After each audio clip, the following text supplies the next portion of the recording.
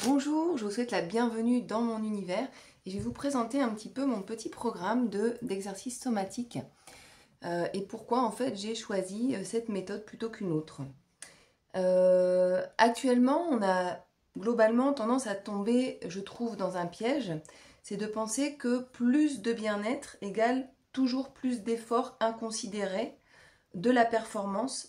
Et donc, j'observe un certain nombre de personnes qui se ruent vers donc des pratiques exigeantes et en espérant trouver plus de détente, plus de bien-être dans leur corps et dans leurs émotions.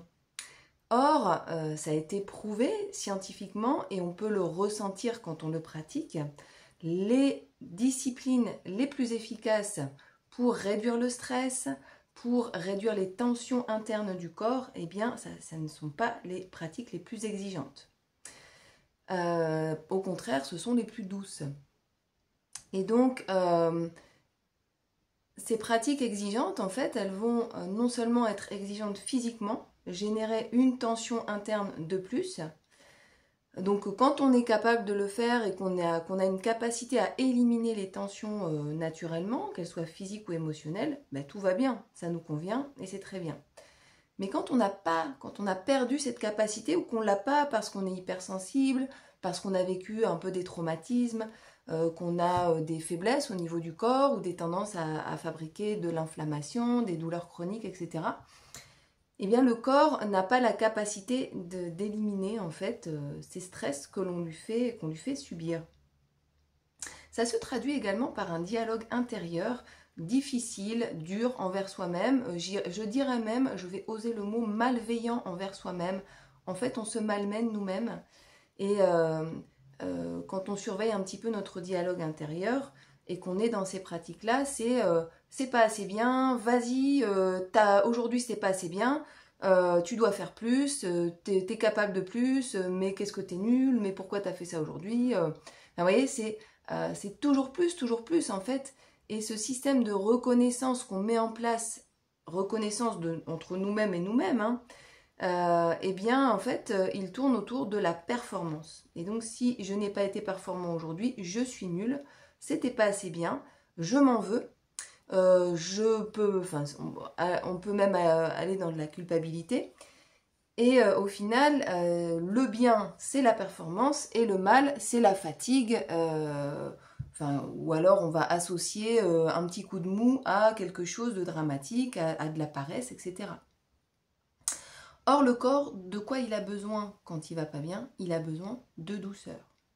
Donc, si vous êtes dans ce cas-là de subir de la fatigue chronique, d'avoir des douleurs, des tensions chroniques qui sont liées aux émotions, à des tensions internes qu'on n'arrive pas à évacuer, au stress constant qui crée du cortisol et de l'inflammation dans le corps, donc tout ça nécessite de les éliminer. Eh bien, n'allez pas vers ces pratiques-là, en fait.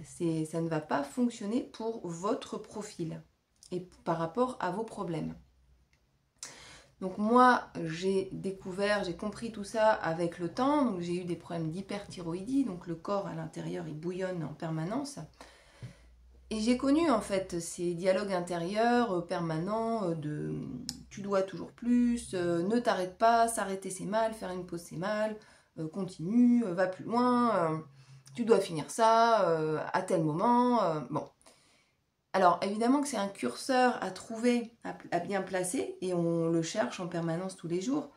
Mais à un moment donné, tenir compte des besoins du corps, prendre au moins 10 minutes par jour pour faire le vide et pour faire des petites pratiques douces, et on va venir inverser ce dialogue intérieur tout en passant par le corps.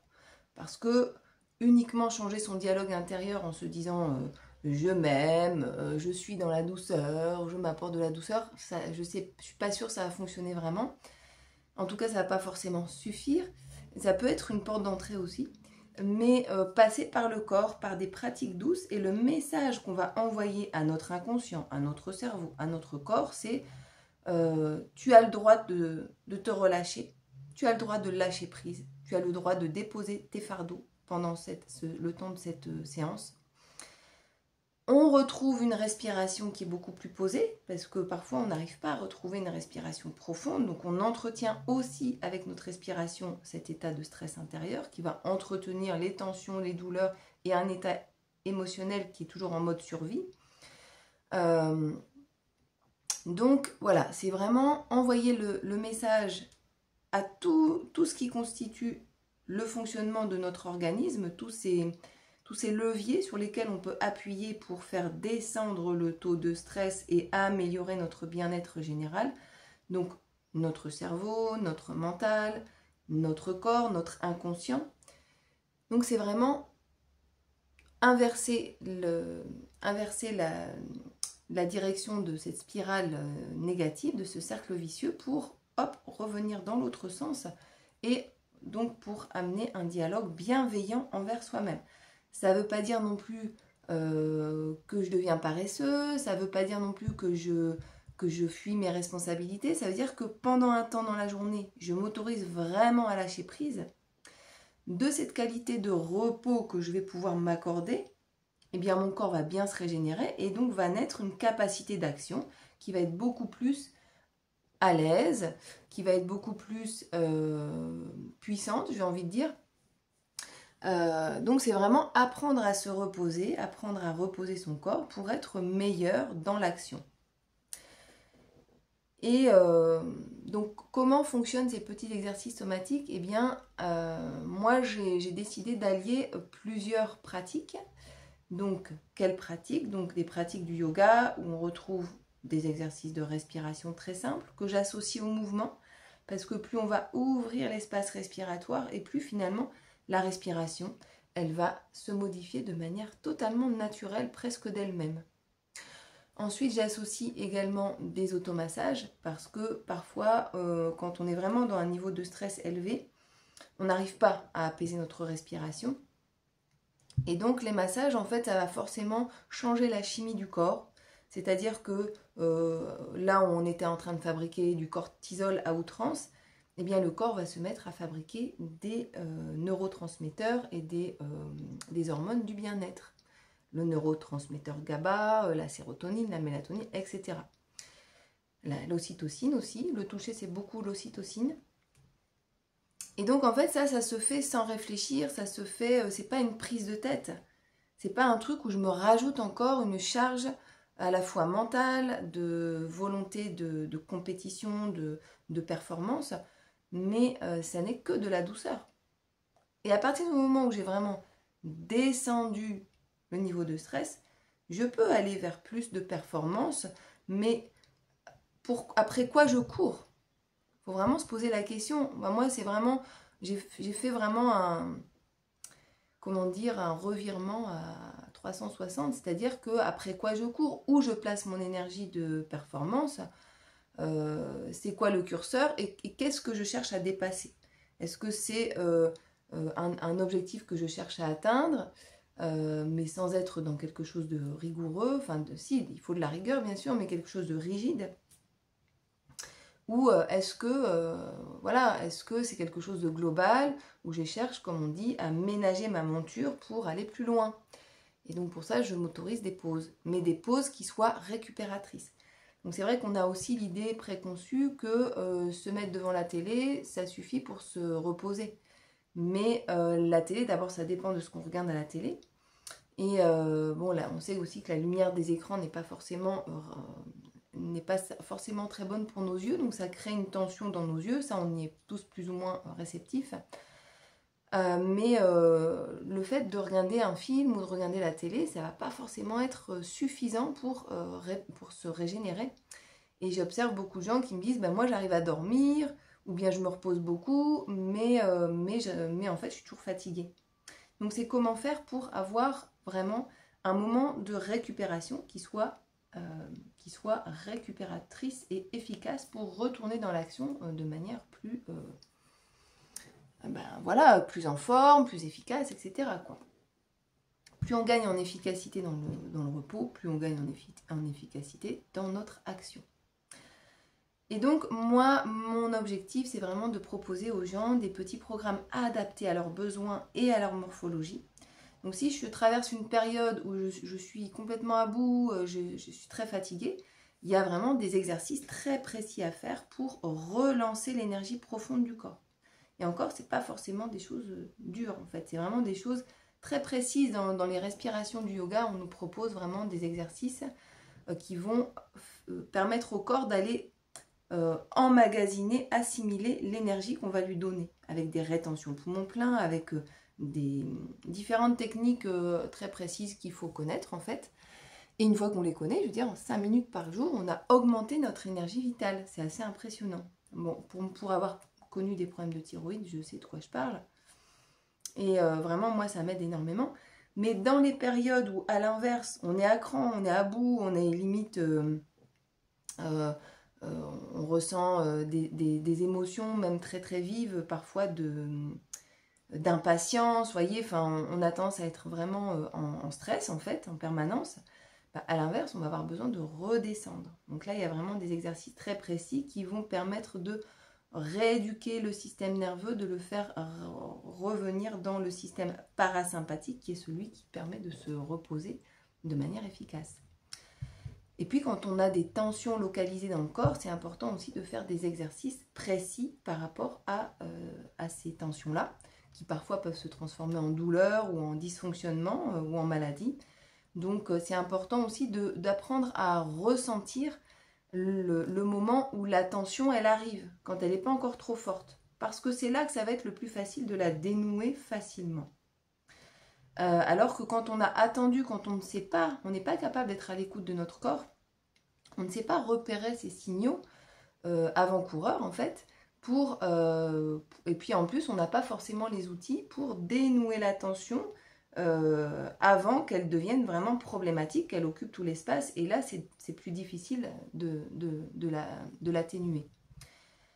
Donc, ces petits exercices vont vraiment être adaptés. Donc, c'est pour ça que je vous propose d'abord une séance individuelle de 1h30. Donc, 1h30, c'est assez conséquent. On a vraiment bien le temps de faire le tour de pas mal de choses. Vous repartez avec la vidéo donc, de la séance. Donc, avec des petits exercices à refaire chaque jour. Et même si vous traversez des états différents, par exemple, si vous faites de l'hyperthyroïdie, de l'hypothyroïdie, ou même de façon générale, vous pouvez parfois traverser des moments où vous êtes hyper actif, hyper stressé, et des moments où vous n'avez plus de jus. Donc vous allez avoir des types d'exercices dans ces pour ces deux états-là. Donc sur le temps, dans la durée, vous saurez quoi faire en fonction de votre état.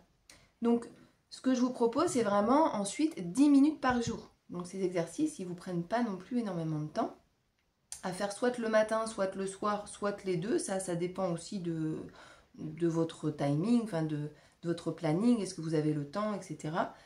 Et de vos choix, est-ce que vous sentez que vous avez besoin de faire et le matin et le soir, voilà. Mais en tout cas, en 10 minutes par jour, eh bien, vous allez avoir des outils efficaces pour vraiment ressentir très rapidement, normalement, hein, après vous me direz, vous me ferez vos retours, mais tous les gens, moi, à qui j'ai proposé ces petits programmes ont vraiment été ravis. Et ça leur a même donné envie de faire plus d'exercices. Donc des gens, même qui ne sont pas très sportifs, qui ont du mal à s'y mettre, à s'occuper de leur corps, à bouger, eh bien ces petits exercices très doux, ça leur donnait envie d'aller plus loin, ça leur donnait envie d'aller peut-être marcher, ça leur donnait envie de faire de la randonnée, parce que leur énergie était revenue. Et en plus, ils retrouvent un rapport avec leur corps qui fait qu'en fait, ils ont envie de prendre soin de leur corps. Donc en fait, ça nous met dans une spirale vertueuse.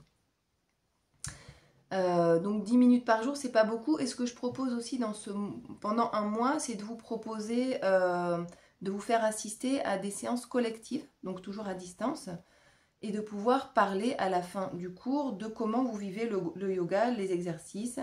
Est-ce que ça fait effet sur vous? Qu'est-ce qui fait le plus effet sur vous en fonction de votre état, de votre profil? Et ça, c'est vraiment intéressant pour les gens de partager, parce que c'est intéressant en fait de se comparer. Et quand quelqu'un a des problèmes qui sont similaires aux nôtres, eh bien, le fait d'entendre son témoignage, bah, ça va nous aider, nous aussi, à ajuster nos pratiques. Et évidemment, ce petit programme d'un mois, et reconductible, donc quand vous avez le temps. Donc l'idéal, je pense, c'est vraiment de refaire ce programme 3 mois après, de le faire 2 à 3 fois par an, en tout cas pendant que vous sentez que vous avez besoin d'un soutien. Et donc, vous n'avez pas forcément besoin de suivre les séances toutes les semaines. Après, vous pouvez aussi vous inscrire à mes séances hebdomadaires si vous en avez envie, puisqu'elles auront toujours lieu. Mais l'idée, c'est que moi, j'observe beaucoup de gens qui ont beaucoup de mal avec la régularité hebdomadaire sur le temps. Donc, ils y arrivent pendant 1 mois, 2 mois, voire 3 mois, et après, ils ont du mal à s'y tenir. Donc l'idée c'est vraiment d'intégrer quelque chose, une pratique autonome que vous pouvez faire sans avoir à suivre le cours, qui soit adapté à la fois à votre morphologie. Si vous n'êtes pas capable de faire un étirement qui soit immense, eh bien moi je vais vous donner des postures, des mouvements qui vont vous permettre d'aller vers la posture. Et c'est pas grave si vous n'allez pas vers la posture, parce que vous obtiendrez quand même les bienfaits de la posture sans vous être fait mal. Donc ça c'est quand même appréciable. Et donc avec la possibilité également de reproduire ce programme ou de réserver de nouveau une séance individuelle si vous le souhaitez. Si votre état se modifie au fur et à mesure du temps, eh bien vous pouvez reprendre une séance individuelle pour qu'on puisse fixer des exercices adaptés à votre nouvel état, qui j'espère sera meilleur que celui d'avant. Voilà. En tout cas, on évolue, hein, nos états évoluent aussi en fonction évidemment de ce qu'on vit dans notre quotidien, nos événements de vie. Donc voilà. Mais je vous remercie beaucoup pour votre attention et j'ai hâte de vous retrouver, si ça vous dit, dans une de ces séances individuelles, collectives. Voilà, prenez bien soin de vous d'une manière ou d'une autre avec ce programme ou avec d'autres pratiques. Moi, je vous encourage vraiment à trouver la pratique qui vous fait du bien et que vous intégrez dans votre quotidien, que vous faites au moins 3 fois par semaine et vous allez vraiment ressentir, mais rapidement. Si vous avez trouvé la pratique qui vous convient, vous allez ressentir les effets très rapidement. Merci pour votre attention. Au revoir.